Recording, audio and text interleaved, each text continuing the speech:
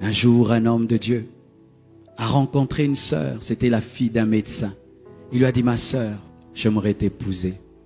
Et la sœur voyait le frère à l'église. Et il était bien habillé des fois. Et puis il dit, frère, je viendrai te visiter. Et ce jour-là, elle est arrivée quand le frère ne s'y attendait pas. Et la sœur arrive. Il y avait une porte. Elle entre, c'était une belle maison. Et puis elle pose la question, où est le frère Sonny?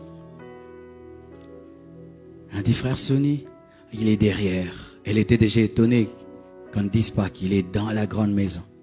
Frère Sonny habitait dans cette grande parcelle, mais dans la petite guérite. Et elle va. Elle trouve le frère Sonny qui dormait sur un lit dont lui-même avait le secret. Tu connais ces lits là, il faut que tu t'assieds avec expérience et sagesse. Et lui, il était malade. Et trouve le frère Sonny là. Hey, tu habites ici? Oui, j'habite ici. Ah, Seigneur. Elle a dit n'importe quoi. Si la situation d'un frère est misérable, ne crache pas dessus. Tu peux te retirer seulement, mais ne crache pas dessus. Elle a jugé ce frère en fonction de son présent. Et lui a dit, mais Dieu, un jour changera ma vie. Ah, excuse-moi. Elle est partie. Et puis elle a épousé un médecin. Vous voyez, les médecins des fois sont non payés. Et ils grèvent. On bouffe leur argent. Et lui, il est devenu rockman. Et un jour, il passait, il y avait la pluie. C'est lui qui m'avait raconté ça quand il nous prêchait. Et il voit la sœur avec son médecin sous la pluie avec un parapluie. Il s'est arrêté. Et ils sont entrés. Il les a amenés chez eux. Mais il s'est arrangé de passer d'abord par chez lui.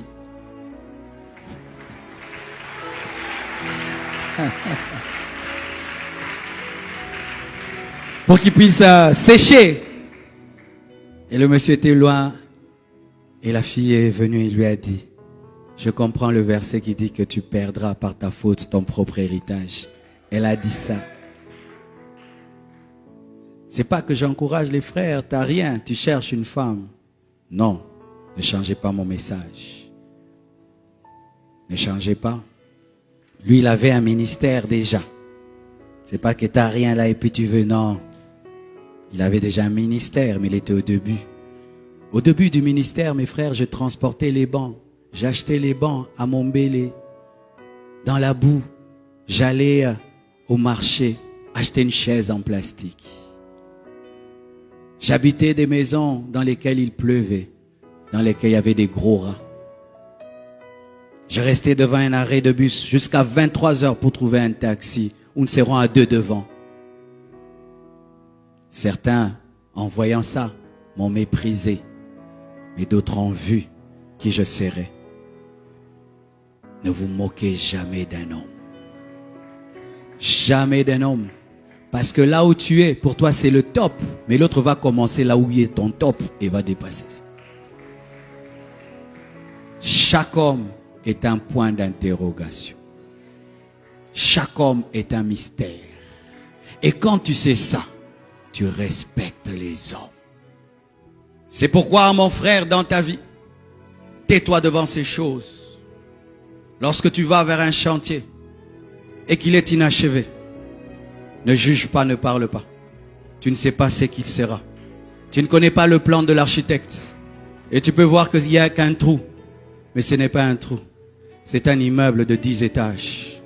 Et des fois, les gens que nous rencontrons sont comme des chantiers. Il n'y a qu'un trou. Et tu le regardes, tu le méprises. Alors que dans 10 ans, 20 ans, ce sera un gratte-ciel. Taisez-vous devant la destinée des hommes. Ne parlez pas beaucoup devant la destinée des hommes. Nous que vous voyez là, beaucoup de gens nous ont méprisés. Beaucoup de gens nous ont méprisés, mes frères. Mais aujourd'hui, nous sommes une surprise pour eux. Tais-toi devant une chenille qui est dans son cocon. Quand la chenille entre dans le cocon, elle est atobe. Elle reste fixe. Elle est laide. Mais donne du temps. Il y aura la métamorphose. La chenille va devenir un papillon. Et certains au milieu de vous, vous êtes dans un cocon. Rien ne marche. Tu ne bouges pas. Tu es au même endroit. Financier, spirituellement, rien ne marche. Mais demain, tu seras un beau papillon. Quand tu te tiens devant un tableau noir, garde silence. Tu ne sais pas ce qu'on va y écrire. Certaines personnes sont des tableaux noirs. Rien n'est écrit. Ce sont des personnes lambda. Des personnes qui ne marquent pas. C'est une personne, tu oublies même son nom. Mais demain, c'est l'examen de ta vie qu'on va écrire sur ce tableau. Dieu fera dans sa vie des choses où tu dois aller prier pour dire Dieu, est-ce que c'est toi ou c'est pas toi? Il y a des niveaux où Dieu commence à agir dans ta vie. Même les chrétiens commencent à prier. Est-ce que c'est Dieu ou c'est la magie? C'est un examen que Dieu donne. Cosinus, tangente. Oui, il y a des gens qui deviennent des examens dans la vie. Imagine que l'un de nos frères ici seulement, il reçoit une onction, dans tous les deux il part, il ressuscite les morts. Nous allons aller en prière pour prier Dieu, est-ce que c'est toi? Même les gens qui croient à la puissance vont aller dire Dieu, est-ce que c'est toi? Tu entends partout, il part, ressuscite. Les gens ne font que ressusciter. Ils disent seulement, ah! Les gens ressuscitent. Lorsque tu vois un homme et rien n'est écrit, ce n'est pas que le maître n'a pas la craie. Quand tu vois un papier vide, ne te moque pas du papier vide. Tu ne sais pas quelle lettre on va écrire. Peut-être une recommandation présidentielle.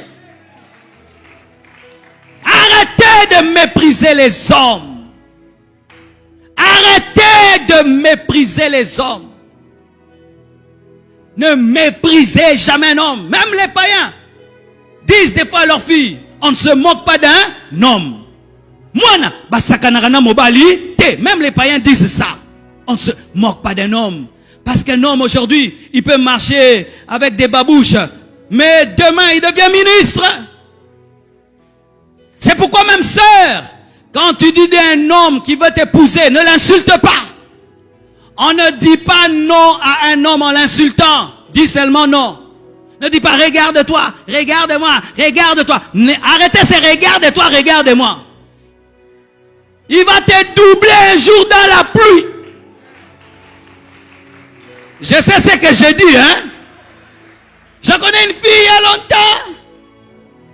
Non, je saute cette partie. Elle va suivre la vidéo. Elle m'a méprisé, frère. Je suis allé demander la main en bus. Elle m'a regardé. Tu dis je t'aime à pied, tu rentres à pied.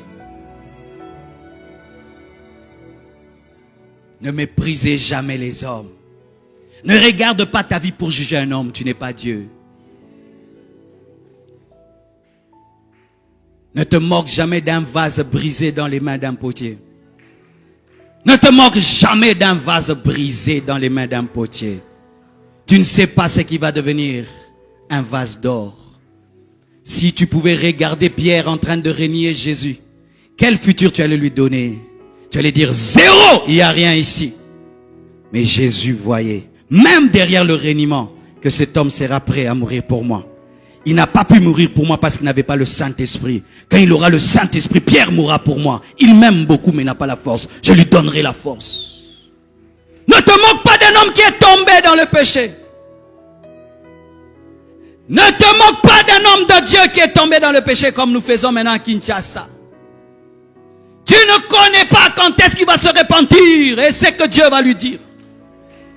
Vous aimez les épîtres de Pierre? Mais Pierre a renié son maître. Il a dit qu'il ne le connaît pas. Ne te moque pas d'un frère qui traverse des moments difficiles. Tu ne connais pas son histoire avec Dieu. Ne te regarde pas pour juger un homme. Il se peut qu'il sera plus grand que toi.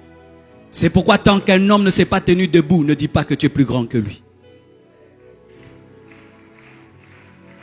Tu peux être debout, l'autre est assis et tu penses que tu es plus grand que lui. Non, il est assis, il n'est pas debout.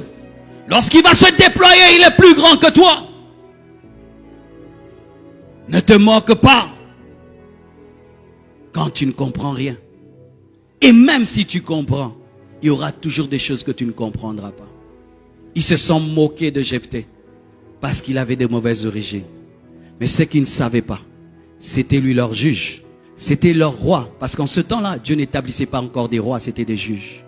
Celui qui était le fils de la prostituée, c'est lui que Dieu avait choisi pour les sauver, les protéger, les défendre. Mais ils l'ont jugé selon des hommes. C'est pourquoi dans l'église, nous devons vivre dans le respect. Moi, j'ai appris à respecter les gens à l'église, mes frères. Ça fait 23 ans que je suis pasteur. Et ça fait maintenant plus de 31 ans que je suis chrétien. Je crois bien. 31 ans. J'ai vu des frères à l'église qui venaient étudier à l'église. Ils n'ont pas de maison. Ils habitent l'église. Il a toujours le même pantalon. Il prie tout le temps. Il cherche Dieu. Toi, tu viens de chez vous. Tu as papa, maman. Et tu le regardes. Mais il prie Dieu de tout son cœur. Aujourd'hui, ils sont dans le monde entier. Ils influencent la terre. Ils ont tout ce dont ils ont besoin. Les choses qu'ils demandaient à Dieu dans le secret, Dieu entendait, Dieu leur a donné.